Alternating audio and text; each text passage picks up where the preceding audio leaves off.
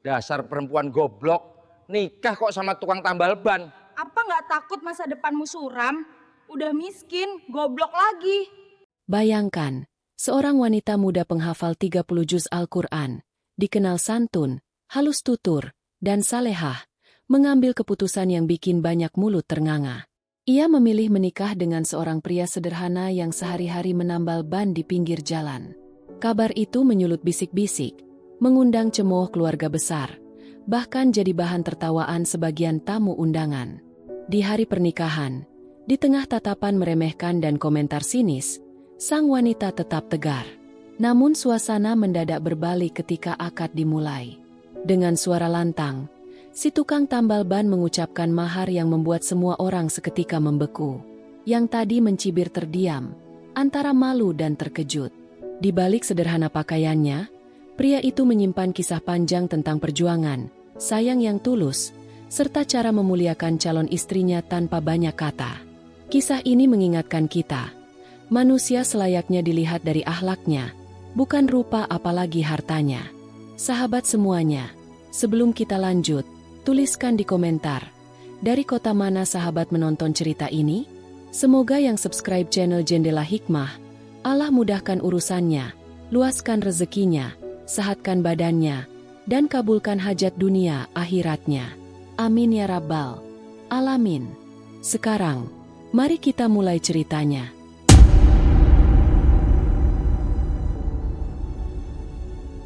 Pagi itu, rumah sederhana di kampung pinggiran kota terasa lain dari hari-hari biasa. Udara masih lembab, tirai jendela berayun halus, sementara di kamar yang sempit namun rapi, Kirana duduk di depan cermin.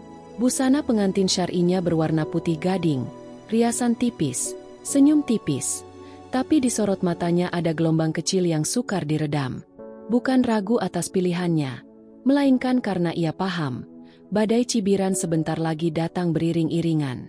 Kirana, 23 tahun, hafizah Al-Quran sejak usia belasan.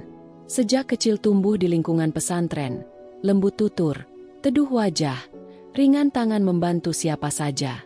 Lamaran datang silih berganti, anak pejabat, pengusaha, bahkan ustaz muda yang terkenal. Semua ditolak dengan halus. Hingga pada suatu sore, kabar yang dihembuskan angin benar-benar meledak. Kirana menerima lamaran seorang pria sederhana yang bekerja sebagai tukang tambal ban di tepi jalan raya. Raka Pratama, yatim sejak kecil, terbiasa berdiri di bawah terik matahari, kulitnya legam, bajunya sering berbau angin dan oli. Masya Allah, Hafizah nikah sama tukang tambal ban, bisik para tetangga. Sayang benar, padahal bisa dapat yang mapan. Keluarganya nggak malu apa. Suara-suara itu seperti nyamuk di telinga, kecil, tapi mengganggu, dan sayangnya banyak. Sepekan terakhir, keluarga besar Kirana pontang-panting menahan marah. Ada yang secara terang-terangan mencoba membatalkan akad, ada yang menyindir di grup keluarga. Haji Syarif, ayah Kirana, lebih banyak diam, wajahnya tegang, sedang ibu Kirana, Bu Salamah, duduk lama-lama di musala kecil rumah, menangis memohon bimbingan untuk anaknya. Kirana sudah mengikat hati. Bukan harta yang kucari, Bu, bukan rupa. Aku ingin rumah tangga yang Allah ridhai, ucapnya lembut, mengecup tangan sang ibu. Gedung serbaguna di pinggir kota itu disewa. Bukan hotel, bukan aula mewah, tapi lantainya bersih, kipas angin berputar pelan, dan pelaminan dihias sederhana. Sejak pukul 8 pagi, tamu datang. Ada yang wajahnya datar, ada yang menahan senyum sinis. Di sudut halaman, beberapa ibu-ibu merekam diam-diam, berharap punya bahan cerita untuk arisan esok hari. Hafizah kok nikahnya begini amat, gumam seseorang. Maharnya paling cuma seperangkat alat salat, timpal yang lain disusul tawa kecil. Di ruang rias, Kirana menarik napas dalam. Ia memejamkan mata, sebaris doa lirih meluncur. Ya Allah, kuatkan aku. Sementara itu, di ujung jalan, Raka turun dari motor bebeknya. Kemeja putih sederhana, sarung bersih, peci hitam polos. Ia ditemani dua sahabatnya, Ucup si teknisi kompresor, dan Rian, pelanggan lama yang jadi sahabat karena sering nongkrong di bengkel tambal ban Raka. Langkah Raka mantap, meski bisik-bisik menyayat telinga. Itu calonnya? Kok berani ya melamar Hafidzah? Seorang lelaki bahkan berbisik terlalu keras. Kasihan pengantinnya. Raka menunduk, mengatur napas, lalu berzikir pelan. Sejak remaja, ia tahu artinya diremehkan. Dulu ia mengangkat ban bekas dan tabung kompresor yang hampir sebesar tubuhnya. Tangannya kapalan, kukunya hitam karena pekat debu. Tapi ada hal yang jarang diketahui. Di sela menambal ban, ia belajar menyisihkan uang, memperbaiki alat bekas, menolong orang yang bocor ban tengah malam tanpa memungut bayaran. Lalu, diam-diam, belajar keuangan dari buku-buku bekas dan kanal daring. Ren, jangan pedulikan mereka. Ucup menepuk bahunya. Akad itu soal niat. Raka tersenyum. Aku datang karena Allah. Jam dinding menunjukkan pukul 10. Ruang akad dipersiapkan. Penghulu datang. Lelaki parubaya dengan senyum teduh. Semua duduk. Kirana masuk bersama Wali. Menunduk. Tenang. Raka duduk berhadapan dengan penghulu. Di barisan tamu, ada kelompok keluarga besar Kirana dengan wajah tak ramah. Lihat saja, bisik bibi Kirana. Maharnya paling pas-pasan. Beberapa pemuda tertawa.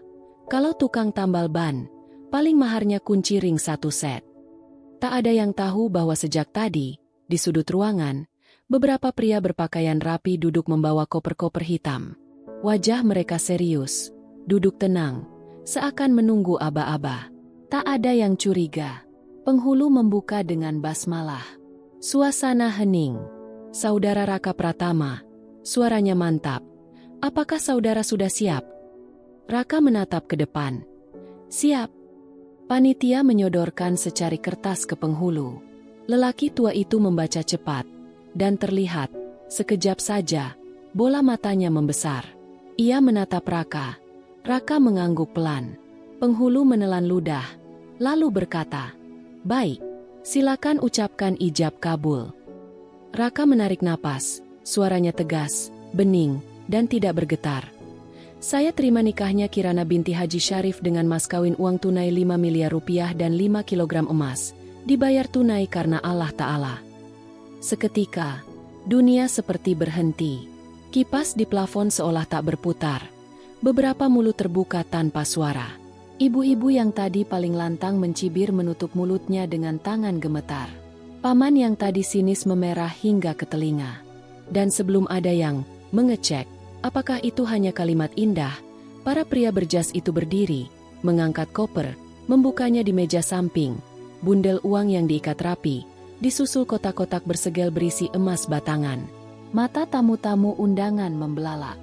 Di pelaminan, Kirana menunduk, menahan air mata haru yang tak lagi bisa dibendung. Penghulu menegakkan punggung, suaranya sedikit bergetar. Sah?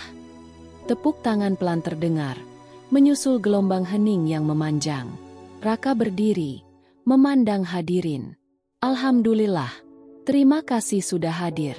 Saya ini pekerja. Saya bukan orang besar. Saya berdiri di pinggir jalan, menambal ban yang bocor, mengisi angin di ban bocor tengah malam. Tapi saya belajar, menabung, berinvestasi kecil-kecilan, memperbaiki alat, memperpanjang napas pada setiap rupiah, dan saya berusaha tidak pamer. Rezeki itu titipan Allah. Ia menunduk memandang Kirana. Dan saya bertemu Kirana, wanita salehah yang memilih bukan karena harta, tetapi karena iman dan akhlak. Mas kawin ini bukan untuk memamerkan kekayaan.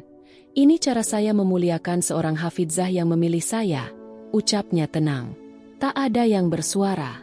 Di barisan belakang, seseorang berbisik. 5 miliar, 5 kilo emas, ini benar-benar terjadi. Yang lain hanya menelan ludah. Di pelaminan, air mata Kirana mengalir. Haji Syarif memejamkan mata, menunduk lama, dada bergetar menahan sesal dan syukur yang berkelindan. Setelah akad, orang yang tadi berdiri paling depan mencibir mendekat, menyalami Raka dengan kepala tertunduk. Maafkan kami.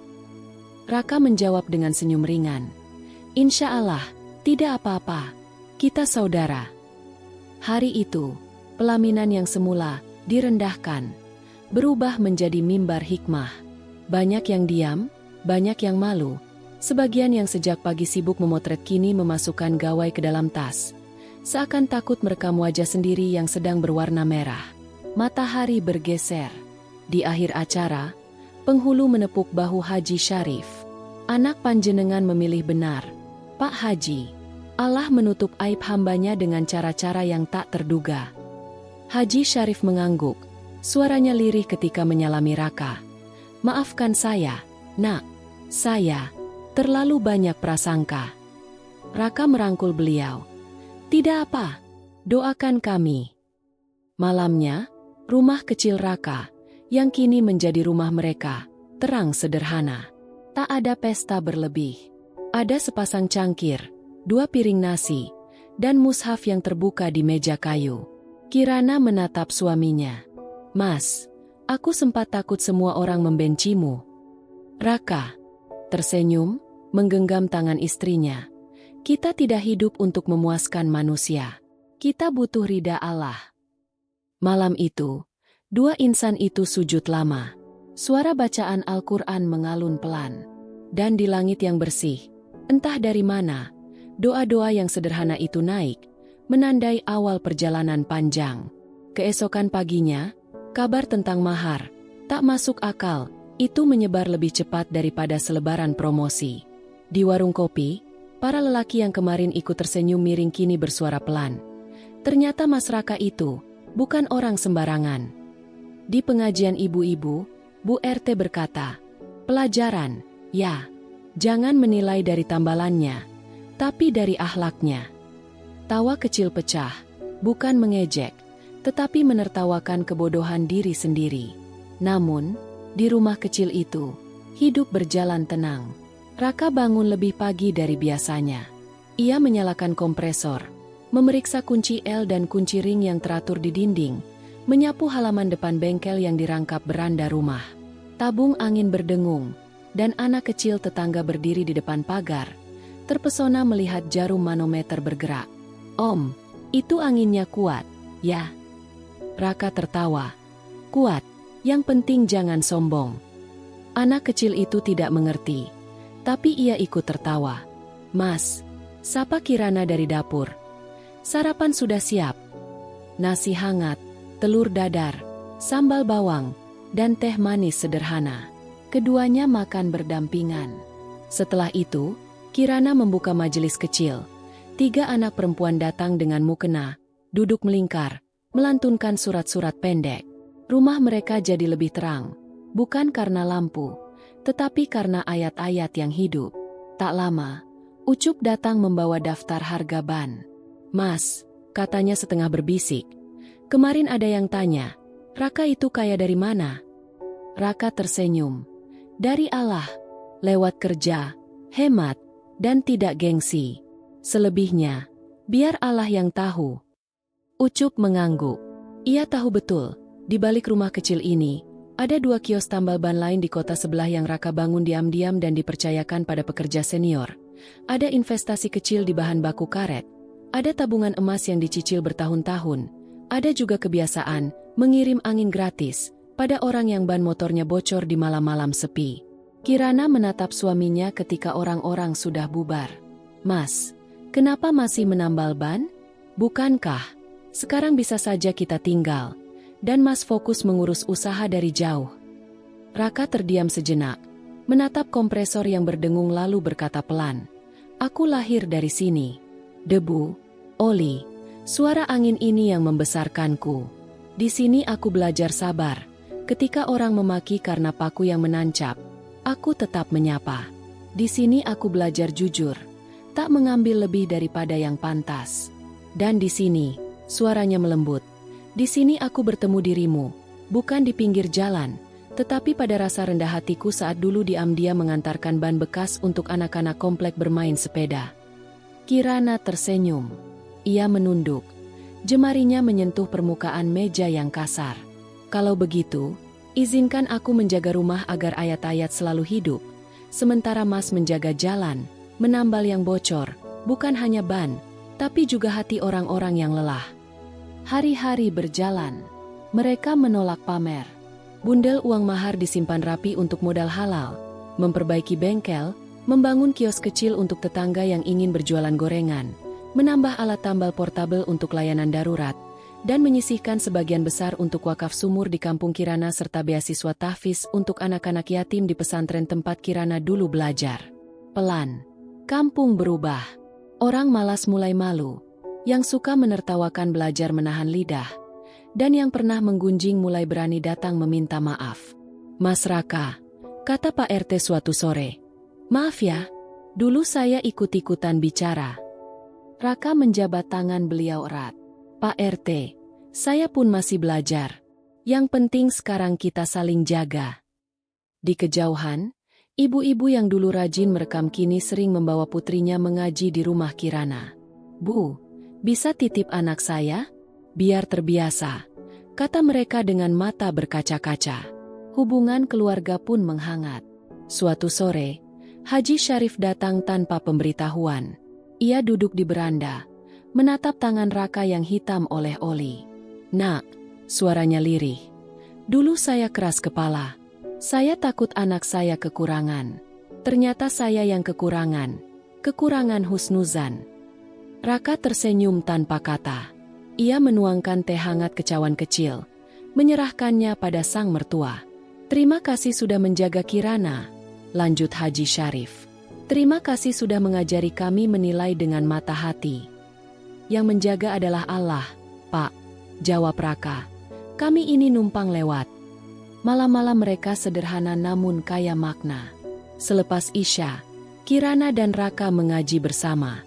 Kadang Raka tertidur dengan tangan masih menutup mushaf. Kirana tersenyum, menyelimuti suaminya pelan. Pagi-pagi betul, Raka sudah mencuci tangan di keran kecil samping bengkel, basah membasuh rasa lelah, lalu memanggil, "Assalamualaikum, ban bocor." Kepada pelanggan pertama hari itu, kalimat salam yang sederhana, tetapi bagi banyak orang, itu doa yang memulihkan. Di tengah keheningan yang manis itu, ujian kecil juga datang, karena hidup tak akan dibiarkan mulus tanpa gelombang. Ada orang jauh yang datang menawarkan kerjasama besar. Jaringan retail otomotif, marin menggiurkan. Kontrak tebal, komisi kilat, syarat yang sedikit saja melenceng. Raka membaca sambil menyeruput teh. Ia mengembalikan berkas itu dengan sopan. "Maaf, rezeki banyak belum tentu barakah. Saya pilih yang cukup, jelas, dan halal." Pria itu tercengang, menatap tangan Raka yang masih ada bekas tambalan lem dingin. "Kamu menolak?" Raka mengangguk. "Yang saya cari bukan angka. Yang saya cari adalah tidur nyenyak." Keputusan itu membuat sebagian orang mengernyit. Tapi mereka yang mengerti tersenyum.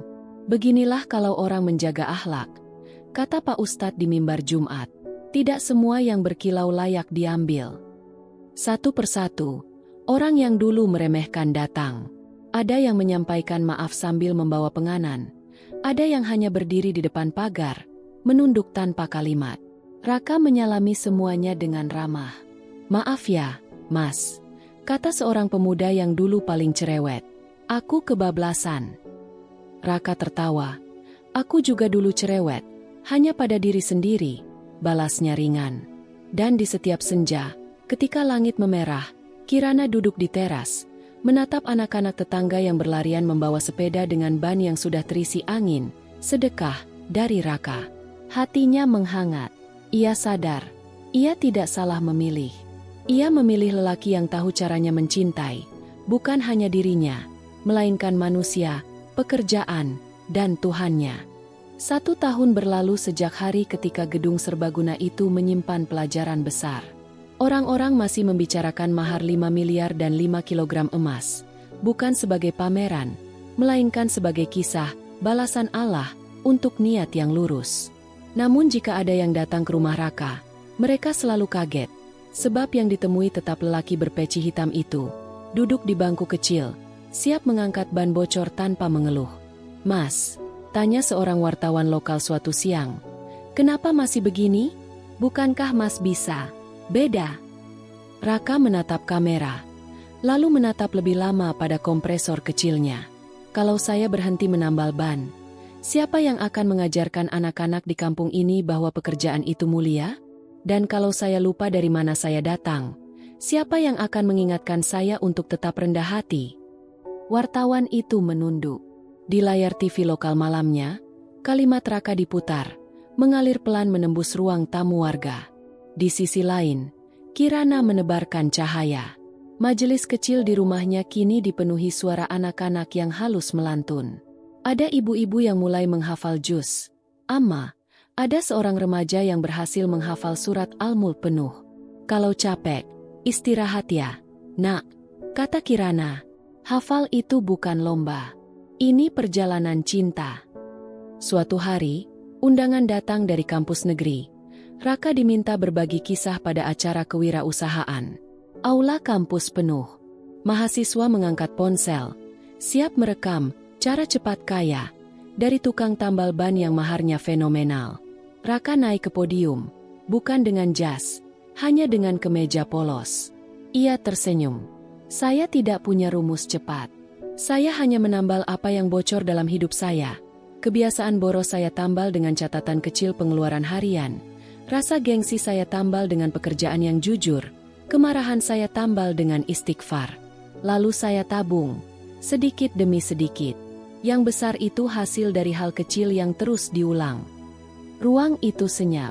Seseorang bertanya, bagaimana menghadapi yang meremehkan? Raka menjawab pendek, dengan doa dan bukti.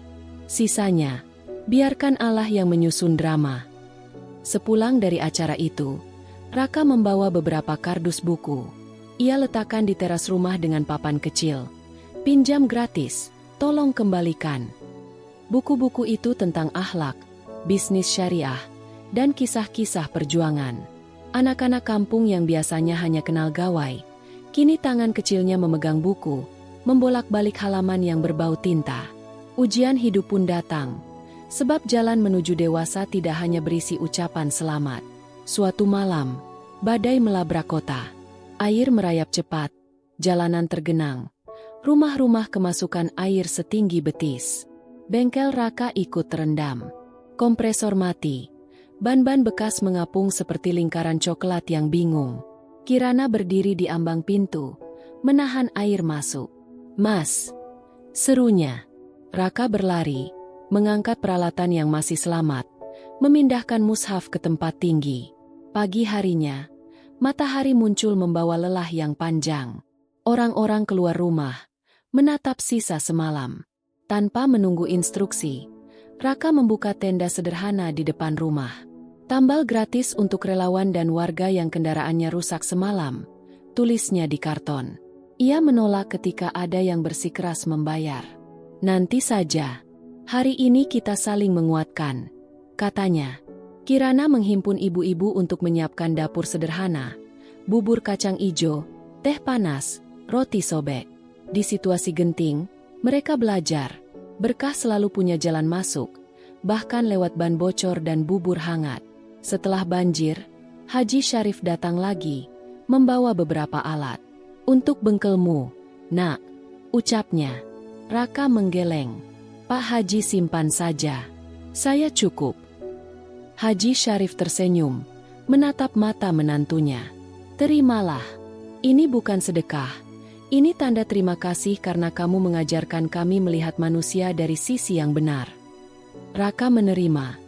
Mengecup tangan mertuanya. Jazakallah khair, Pak. Kabar baik pun menyusul. Dari wakaf sumur yang mereka bangun, kini kampung tetangga punya akses air bersih. Dari beasiswa tahfiz yang mereka danai diam-diam, tahun itu ada 3 anak yatim yang hatam juz 30. Kirana menangis bahagia ketika salah satu anak, Sita yang polos, memeluknya sambil berkata, "Bu, saya ingin jadi seperti ibu, hafal, tapi tetap masak dan tersenyum." Kirana tertawa di sela air mata. Jadilah dirimu yang terbaik, nak. Di tengah cahaya itu, ada juga suara masa lalu yang pelan-pelan ingin ikut. Seorang laki-laki datang, berjas rapi, wangi parfumnya memenuhi udara. "Mas Raka," katanya sambil tersenyum tipis. Saya pengusaha properti. Kita kerja sama. Ya, saya urus branding. Kamu tinggal pasang wajah di spanduk. Tukang tambal ban jadi konglomerat. Itu laku. Kita bagi hasil. Raka memandang lelaki itu lama. Maaf, katanya pelan. Saya takut kehilangan hal yang lebih penting daripada hasil, niat. Lelaki itu kecewa. Sayang sekali. Padahal ini kesempatan. Raka mengangguk. Setiap hari ada kesempatan. Tapi tidak semua kesempatan tepat untuk diambil. Kirana menyajikan teh untuk tamu itu. Tetap sopan. Setelah tamu pergi, Kirana memandang Raka. Terima kasih, Mas, untuk tidak yang kamu pilih. Raka tertawa. Terima kasih untuk iya yang kamu jaga. Ia pada kesederhanaan. Setahun genap. Mereka mengadakan syukuran kecil, menjemput beberapa anak yatim, mengundang tetangga dekat, membaca doa bersama. Tidak ada umbul-umbul, tidak ada panggung, hanya tikar, piring sederhana, dan mata yang basah oleh doa. Di sela acara, seorang pemuda mendekati Raka, suaranya ragu. Mas, boleh tanya? Jika suatu saat aku ingin melamar wanita baik, tapi aku belum jadi siapa-siapa, bolehkah? Raka tersenyum, menepuk bahu pemuda itu. Jadilah seseorang di hadapan Allah. Jujur, amanah, mau belajar. Itu lebih dulu. Soal rezeki, kau berjalan, Allah yang mengantar. Malamnya, ketika rumah sudah sepi, Raka dan Kirana duduk di teras. Angin malam membawa wangi tanah basah. Terima kasih karena sudah memilihku bukan karena dunia, ucap Raka lirih. Kirana menoleh, matanya berbinar. Terima kasih karena memuliakanku bukan dengan kata-kata, melainkan cara hidup. Langit bertabur bintang. Di pangkuan meja kecil, ada mushaf yang terbuka pada ayat yang mereka cintai. Jika kamu bersyukur, niscaya aku tambah nikmatku. Mereka tersenyum. Esok, Raka akan kembali menyalakan kompresor, menyapa ban-ban yang bocor, dan menambal celah-celah kecil yang membuat orang-orang berhenti di tepi jalan, sekaligus, diam-diam, menambal cara pandang dunia, bahwa kemuliaan tidak punya seragam tetap. Dan jika suatu hari, anak mereka nanti bertanya, Ayah, mengapa ibu memilih ayah yang kerjaannya menambal ban? Kirana akan menjawab sambil mengusap kepala si kecil, karena ayahmu menambal bocor pada dirinya lebih dulu. Gengsi, malas, nafsu, dan marah. Lalu ia menutupinya dengan sabar, syukur, dan doa. Itulah lelaki yang pantas dipilih. Sahabat semuanya, itulah kisah hari ini. Semoga menjadi pengingat bahwa akhlak dan keikhlasan lebih indah dari semua yang gemerlap di mata.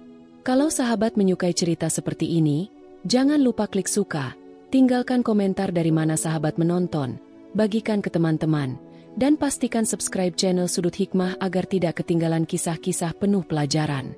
Terima kasih. Wassalamualaikum warahmatullahi wabarakatuh.